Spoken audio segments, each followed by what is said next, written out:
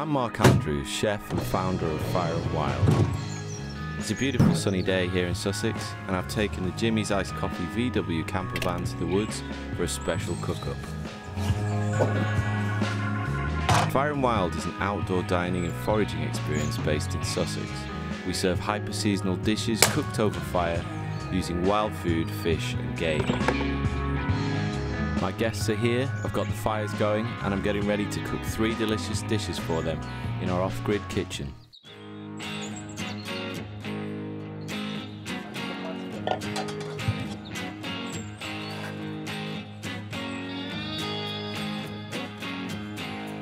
First up, we've got wood-fired clams and mussels with wild boar bacon and ember-grilled leeks.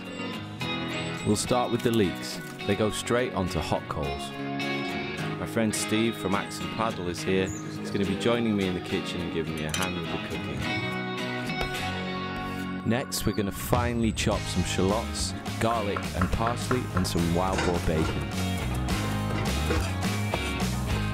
Before we do that, while the leeks are cooking away, we'll sweat down the shallots and garlic, then add the bacon to the pan. A little bit of black pepper, then in go the mussels and clams. A splash of white wine, and then they're ready to go into a hot wood oven until all the shells are open and everything is cooked through.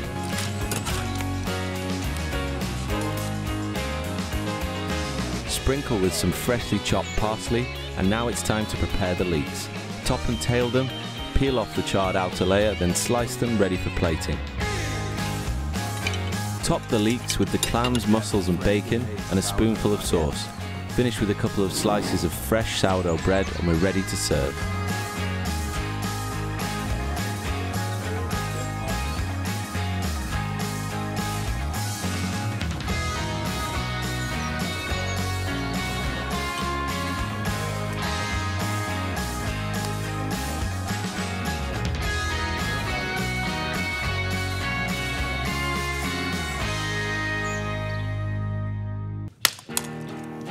Our second dish of the day is a wild mushroom and ricotta flatbread. while they're going through the... We'll start with a run through of how I make the dough. Simple ingredients, just water, salt, yeast and wild farmed flour. First the water, salt, yeast, then finally the flour. Mix it roughly, then leave it to sit for a while. Bring it all together and knead for a few minutes until the dough starts to become smooth. Place the dough in an oiled bowl, cover with cling film and leave it in the fridge overnight. Now it's time to cook the mushrooms. We've got some beautiful winter chanterelles picked yesterday in the Ashdown forest. A quick clean and they're ready to go into a hot pan with some butter. Cook them through, then take them off the heat to cool. The next morning, take out the dough, shape it into balls and leave it to rise somewhere warm for a good few hours. Stretch it out and you're ready to add some toppings. Don't forget to sprinkle some flour onto the pizza peel to stop the dough from sticking. Now we add a little garlic oil, the chanterelles, locally produced ricotta, buffalo mozzarella and fresh thyme leaves.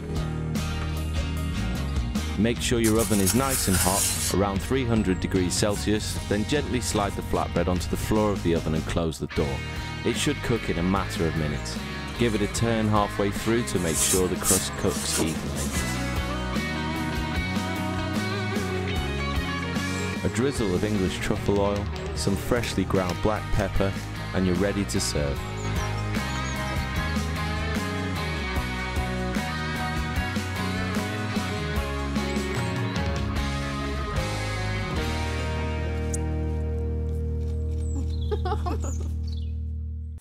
Last but not least, it's time for dessert. Starting with a simple apple compote. Steve has peeled and diced some apples and we're cooking them down in a hot pan with some butter. Next up, the custard. Milk, egg yolks, caster sugar and corn flour. I'm flavouring this with meadow sweet, a native wildflower which works well in place of vanilla. I collect the flowers during the summer, dry them and store them so we can use them throughout the year. Onto the heat now to gently cook it through. I'm also going to be serving the baked apples with a hazelnut and hogweed crumble. Mix all the dry ingredients together, then add the cold butter.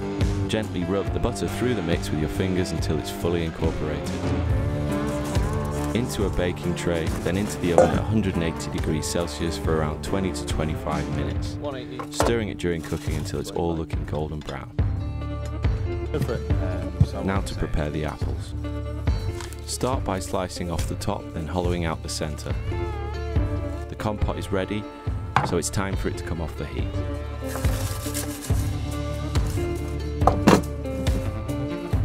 Take the warm compote and fill each of the hollowed apples, brush them with the birch syrup, and then pop them into the oven until piping hot and cooked through. Should be done. Yeah.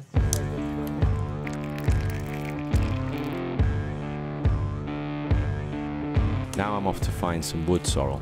This little wild plant tastes like apple peel and it grows on the forest floor just a few meters away. It's the perfect garnish for our dessert. Top each of the baked apples with custard.